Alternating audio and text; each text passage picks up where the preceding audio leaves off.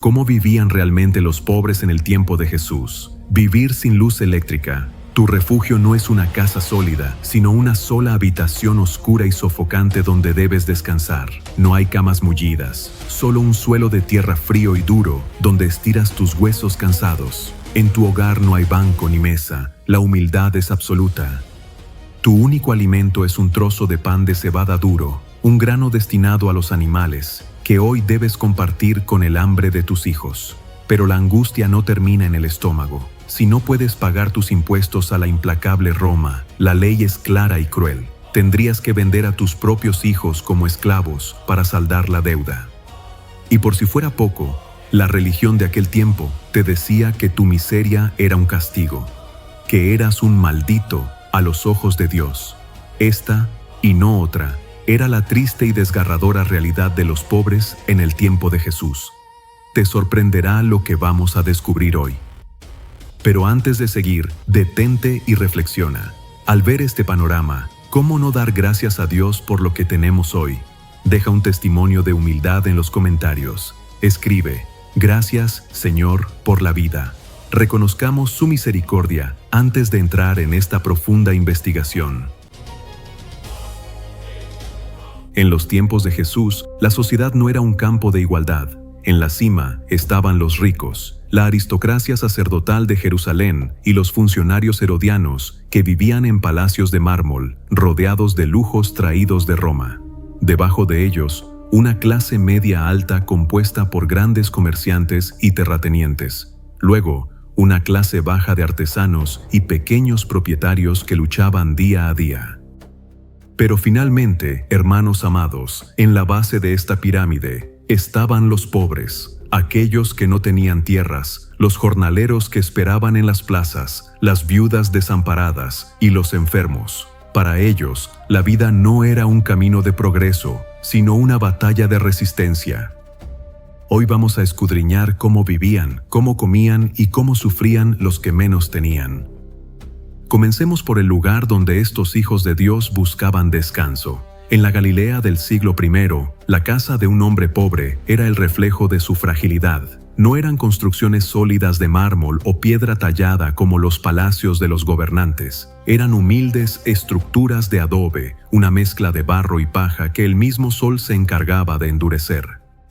Estas paredes eran tan débiles que, con frecuencia, la lluvia o el viento de la estación invernal comenzaban a erosionarlas. Por eso, el cuidado de la casa era una tarea de fe, pero lo más doloroso, hermanos, era el hacinamiento. En una pequeña habitación de apenas unos metros, convivía toda la familia. Padres, hijos y ancianos compartían un mismo espacio sobre el suelo de tierra apisonada, muchas veces junto a sus animales más pequeños para aprovechar su calor.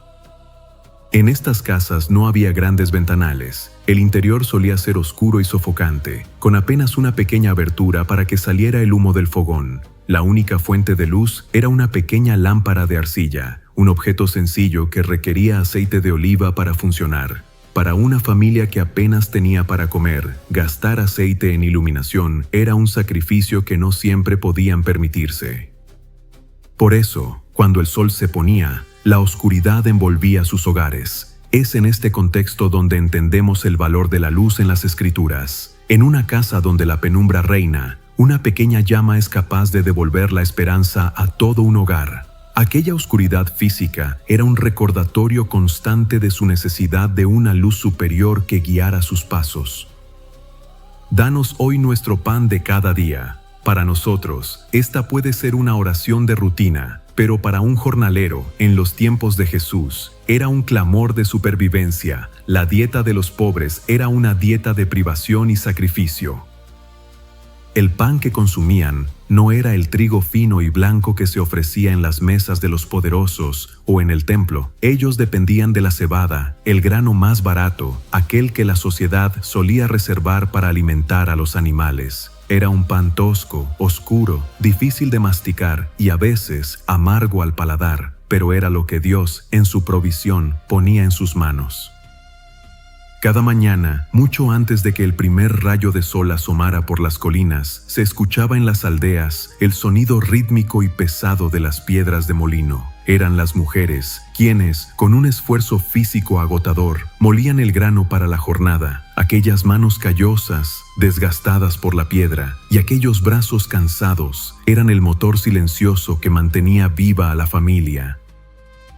Si había suerte, ese pan de cebada se acompañaba con unas cuantas aceitunas saladas, un poco de cebolla o una sopa de lentejas. La carne era un sueño lejano, un lujo prohibido. Solo en momentos de gran celebración, como una boda única en la vida, se podía probar el sabor de la carne. La vida del pobre era un ayuno constante, una dependencia absoluta de la misericordia de Dios para que el aceite en la tinaja no se agotara y la harina de cebada no faltara en casa. Pero, ¿por qué había tanta miseria en una tierra de bendición? Aquí es donde nuestra investigación se vuelve profunda. El pobre no solo luchaba contra la tierra seca, sino contra la avaricia de los hombres. El sistema de impuestos era una maquinaria diseñada para extraer la vida del humilde. En primer lugar, estaba el tributo a Roma. Cada campesino debía entregar entre el 20% y el 25% de su cosecha de grano, vino y aceite al César. Era el precio por vivir en una tierra ocupada, pero no se detenía ahí. A la carga romana se sumaban los impuestos religiosos, el medio ciclo para el templo y los diezmos que los líderes religiosos exigían con rigor. Escudriñen esto. Un campesino podía llegar a entregar hasta el 40% de todo lo que producía. De cada 10 sacos de grano que sudaba bajo el sol, 4 ya no eran suyos antes de que sus hijos pudieran comer. Esta presión financiera obligaba al pobre a pedir préstamos con intereses usureros, llevando a muchas familias a perder sus tierras y terminar vendiendo a sus propios hijos como esclavos para pagar las deudas. En aquel tiempo, el cuerpo de un trabajador era su única posesión real, su única herramienta de supervivencia, pero esa herramienta estaba sometida a un desgaste que hoy nos parecería inhumano. En las aldeas de Galilea, la salud era un lujo que el pobre simplemente no podía permitirse. No había médicos para los desamparados. La medicina era para quienes habitaban en los palacios de mármol. Si un jornalero se hería la mano con una hoz en el campo, no tenía acceso a ungüentos costosos ni a bálsamos de Galaad. Una simple infección, que hoy curaríamos en días, podía derivar en una discapacidad permanente o en la muerte. Para el pobre, enfermarse no era solo un dolor físico, era una catástrofe familiar. Si el padre de familia no podía trabajar, ese día, sus hijos no probaban bocado. Escudriñen este detalle que la historia oficial a menudo ignora: la prevalencia de la ceguera. ¿Por qué las escrituras nos muestran a tantos ciegos clamando a la orilla del camino? No era una coincidencia. El sol implacable de Judea, sumado al polvo constante de los caminos y la falta absoluta de agua limpia para lavarse los ojos, provocaba infecciones oculares masivas. Las moscas, atraídas por la falta de higiene en las aldeas más necesitadas, transportaban bacterias de una persona a otra. Miles de hombres y mujeres vivían en la oscuridad total, no por un designio del destino, sino por una pobreza que les negaba incluso el agua pura para refrescar su rostro y sanar sus heridas. Investiguemos ahora la única propiedad real que un hombre pobre solía tener: su manto. En un mundo donde no existían las camas acolchadas ni la calefacción central, el manto de lana era el seguro de vida de un hombre. Era una pieza de lana gruesa, tejida a mano con sudor y esfuerzo, que servía para todo. De día, protegía al trabajador de las tormentas de arena y del sol que quema la piel. De noche, se convertía en su colchón y su única manta contra el frío. Hermanos, la ley de Dios era tan profunda y protectora que prohibía terminantemente que un acreedor se quedara con el manto de un pobre durante la noche como garantía de una deuda. Si tomares en prenda el vestido de tu prójimo, a la puesta del sol se lo devolverás, decía la ley divina, porque si se lo quitaban, aquel hombre quedaba expuesto al frío mortal del desierto. Poseer un manto era lo que separaba a un jornalero de la indigencia absoluta. Por eso, cuando el ciego Bartimeo tira su manto para correr hacia Jesús, no está tirando una simple tela, está lanzando al suelo su pasado, su única seguridad terrenal, confiando en que el Maestro le daría algo mucho más grande que el calor de la lana. Si la vida de un hombre pobre era difícil, la situación de la mujer en este estrato social era una prueba de resistencia que desafía nuestra imaginación. La mujer pobre no solo enfrentaba la escasez, sino que cargaba con la responsabilidad de administrar el nada. Mientras el hombre buscaba desesperadamente trabajo en las plazas, la mujer era la gestora de una economía de milagros. Ella era quien debía estirar un puñado de cebada para que alcanzara para alimentar a 7 bocas hambrientas. Pero su labor iba más allá de la cocina. Ella era la artesana silenciosa del hogar. Cada prenda, cada manto del que hemos hablado, nacía de sus manos. Pasaban horas infinitas hilando lana y lino. Aquel ruido constante del uso era la música de fondo en los hogares humildes. Para una mujer pobre, perder una pequeña moneda de plata no era un descuido. Era una tragedia nacional en miniatura. Representaba el ahorro de meses o el pago de un tributo.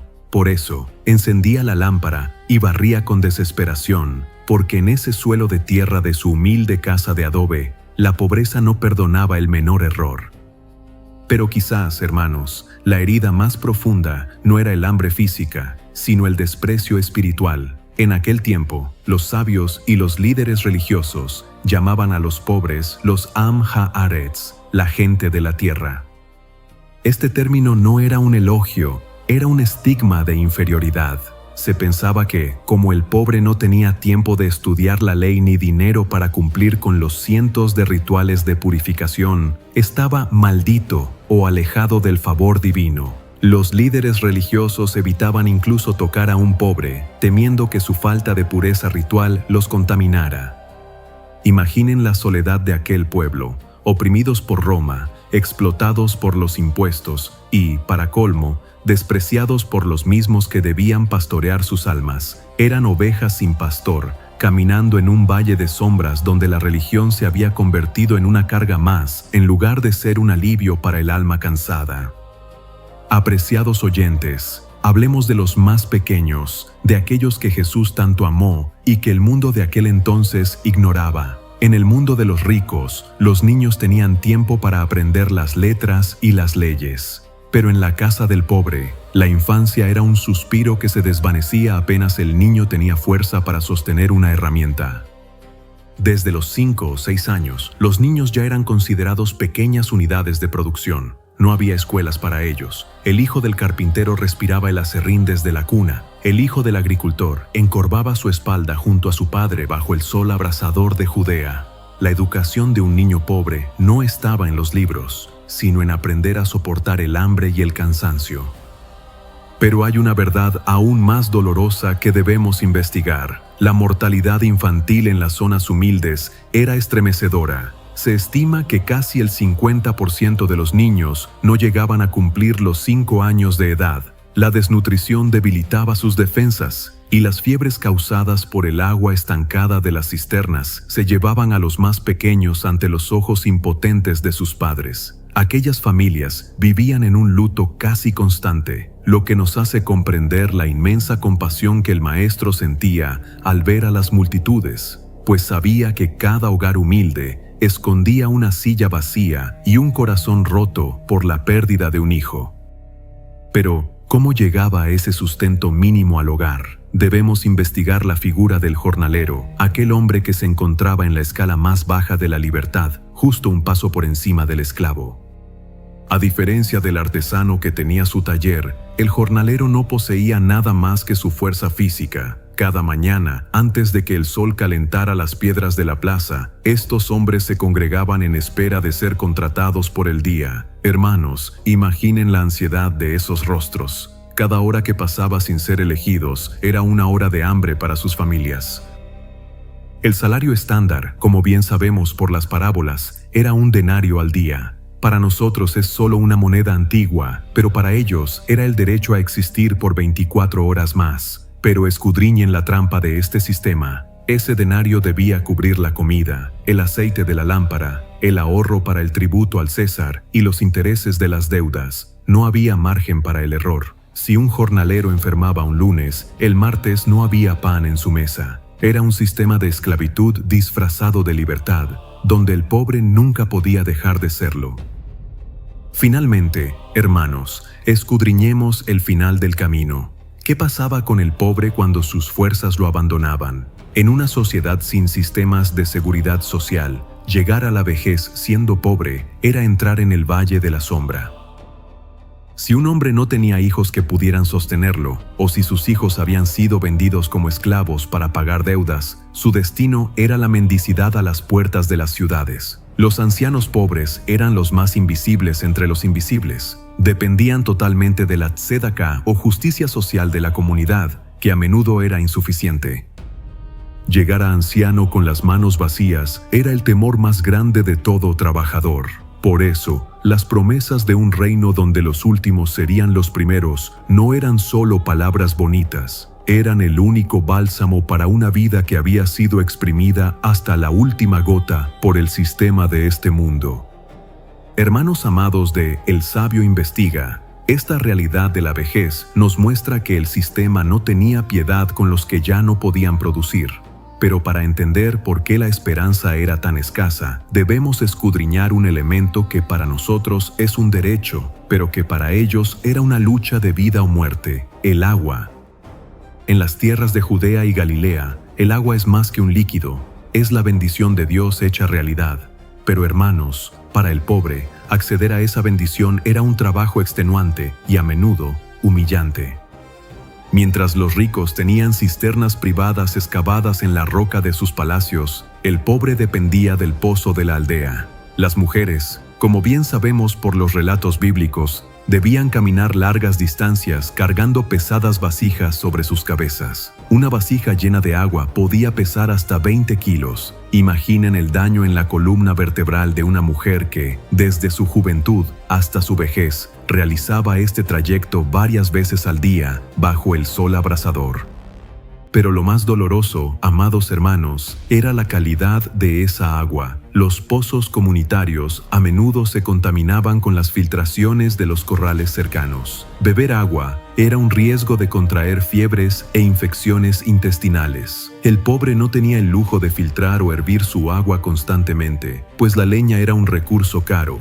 Por eso, el agua fresca y pura era el símbolo máximo de la salvación. Cuando Jesús ofrecía agua viva, no estaba usando una metáfora lejana. Estaba ofreciendo lo más valioso y difícil de conseguir para un corazón sediento y un cuerpo agotado.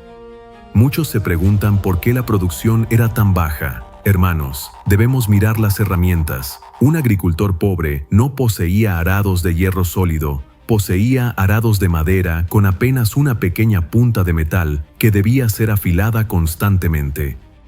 Arar la tierra de Israel, que es pedregosa y dura, con un arado de madera, era una labor que destrozaba los hombros.